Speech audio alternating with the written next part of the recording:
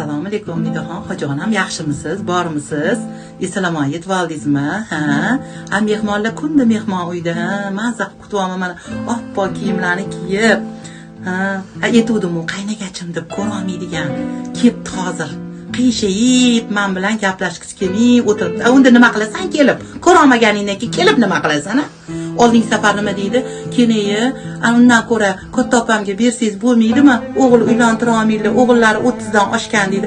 Nima men unga pul berarkanman? Nimaga berarkanman? O'zi ishlab topsin, tuqqanidan keyin o'zi uylantirsin dedim. To'g'rimi gapim hojonim?